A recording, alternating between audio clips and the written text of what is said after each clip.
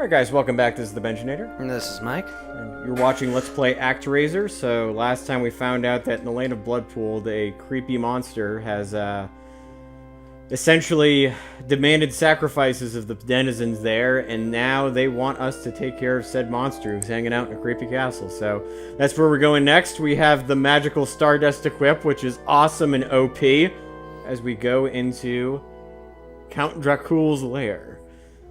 Even though it's not really Count Dracul, but let's pretend it is. This one's magic? Yeah. Yeah, you gotta go back to... Oh, sorry. Wrong button. You did the movement, not the fight thing. Alright. Evil will be apparently eradicated permanently if we go in there, so... Yeah! Well, at least this kind of evil. Yeah, the Force be with us. Time to murder some people. Yep. So, one of the things that I really do enjoy about this is that all the gameplay informs other components of the gameplay, and I think that's actually a very good touch to have with this sort of thing. And also it helps that you're not just going from like one level to another with different tile sets and settings. There's usually at least some kind of background behind why you're going here. It's not just like, I have sword, I am God, fight evil.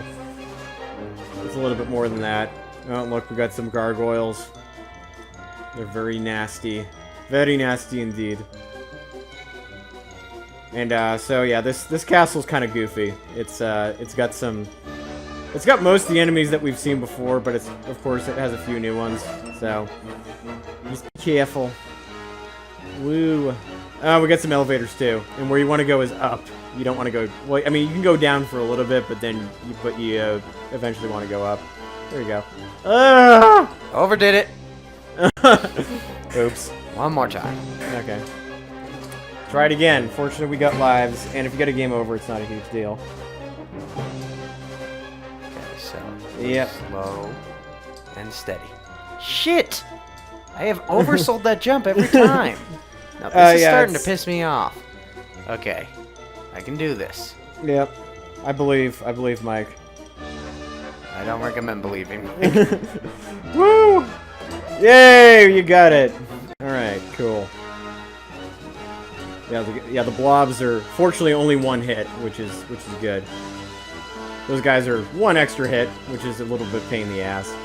But now you just want to kind of shimmy your way down, go through the bogs and what have you. I'm gonna let you sort your shit out. Yeah.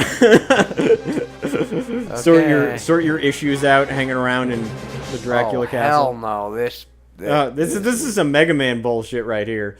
Okay, so I've got to switch angles here. Sorry. No, it's all good. I'm actually gonna look at your laptop.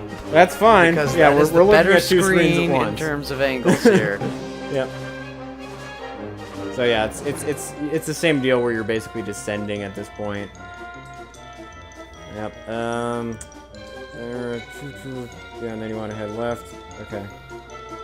And then I think you have to go. Well, you eventually have to go right. You have to kind of just travel back up. There you go. There you go. And I believe that the time resets every time you go through a door, or it could be. Yes, there you go. Back to 200 seconds. So, if you guys were looking at the top of the screen and were concerned that Mike was like, "Oh my God, he's only got 53 seconds." Every time you go through a door, it resets. Like time is not. They just want to make sure that you're not taking forever. So, then you want to head right, and then yeah, those things will fall. So, yeah, look at that.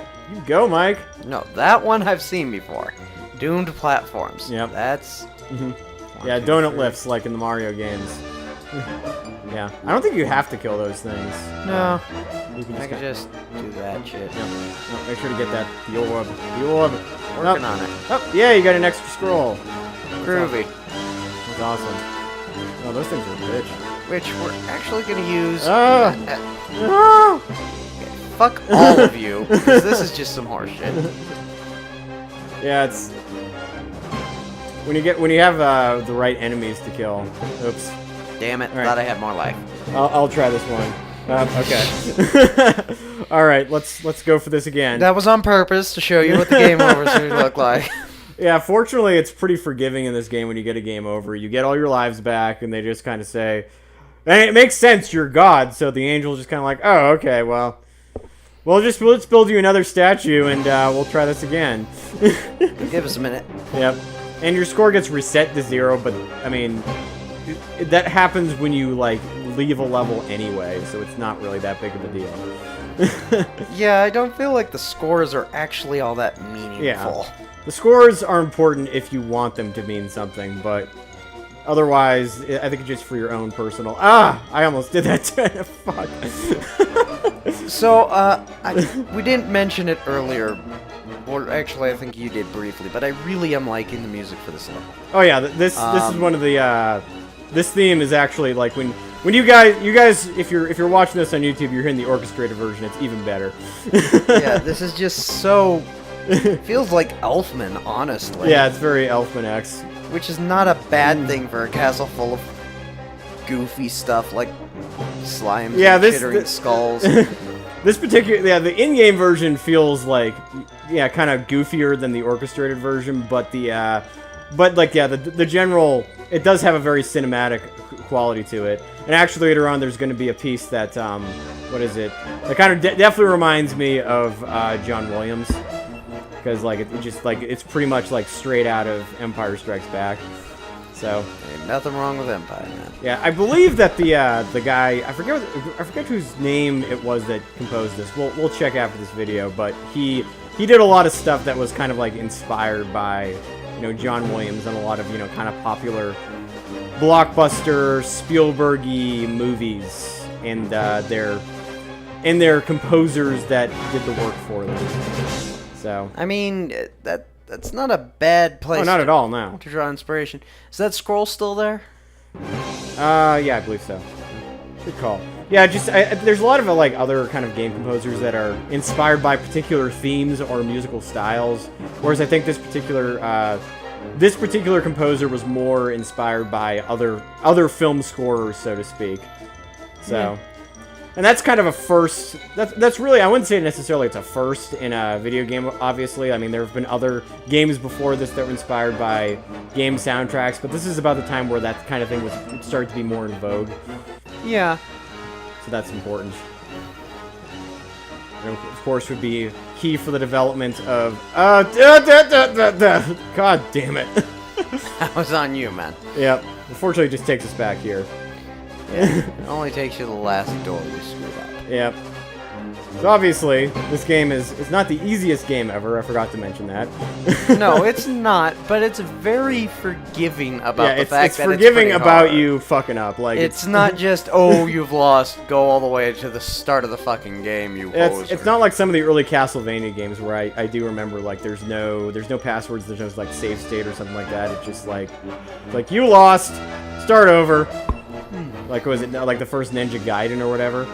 The first Ninja Gaiden was always about screwing you over. Yep. That was the point of the Ninja Gaiden. Oh, yeah. Those games slapped you in the face. Was it just the first one, or was it like the first 3? All of them. All of them? There's never been a Ninja Gaiden game that was chill. Okay. Yeah, there was... Even the late generation games were not chill. Oh, good. Now we have a flying one. Now we got flying ones. Oh god! Just when you thought you were almost to the boss. That is a total ripoff. That is Red Aramir's moveset. I'm sorry. No, I'm not letting that one go. Okay, so I think now we're at the boss. Freaking goose. Okay, we're not at the boss. Never mind. Whoa, that guy jumps. That's creepy. All right, so now we have to be a little bit careful because we only have 2 HPs left. This is a lot longer. This dungeon's a lot longer than I remember. This is crazy. I mean, it's okay, because it gives you a little bit of extra challenge, but still. Hey, nothing wrong with a badass dungeon if it's fun. Oh yeah, this one is definitely a fun dungeon design. Oh yeah, I would say so. I mean, in terms of just level, there's a lot of, oh, hey, that's cool. Right, especially because I feel like the other two, so like the ones we've seen so far were pretty short. This is the first one that actually kind of feels like it has some length to it. Yeah, the Minotaur dungeon was a touch generic. Mm-hmm. Yeah, it was just, it was probably because it was very almost. But then again, it was also first dungeon, so, yeah, I can't really be mad at that. Yeah, it's kind of a, I guess it would definitely a difficulty curve. All right, so now we're fighting the sorcerer / werewolf. So. Oh, not a Dracula. Okay. Yeah, it's not a Dracula. It's just kind of your run-of-the-mill sorcerer type, I guess. Whatever you want to call it. This guy's a hoser. Alright, so now it's going to turn into a werewolf. And actually, this guy really isn't that hard, though. Yeah, see? So the dungeon was tough. The boss was pretty easy. Yeah. Kind of anticlimactic, but that's cool. Yep. I mean, it is interesting because, you know, first time I've messed with this game in like a decade at least. Probably 2 decades at this point. Quite possible. I'm getting older and I'm in denial about that, but... Yeah. I just remember playing this game when I rented it, which was crazy. Yay! Oh boy. Thank you, Teddy, who apparently can't die. I can't believe Teddy survived that whole thing. That's amazing. I'm just wondering how the hell he got lost. Ay, ay, ay. Okay, so what do we got now? Oh, another plea. Bitter and selfish. Oh, so they're humans that have insecurities. I was wondering when this was gonna happen. Like, yeah, eventually, like, tribes will start fighting each other. So, basically what's happening right now is, I believe... I just want to check on this, because I think this actually stops any progress. So, yeah. Right now, Bloodpool is not going to be able to build anything for a while, so you don't really have to worry about that. But they do have offerings, which we are going to take. So, this does happen in this game sometimes, is like, even after you've completed a dungeon. Oh, yay, thank you for the source of magic, and the bomb. But, we don't need any more wheat. We got plenty of wheat. Oh, so you don't want it. So this is one of those portions where you are not going to be able to build anything here because right now people apparently want to kill each other. So that means we get to move on to the next place.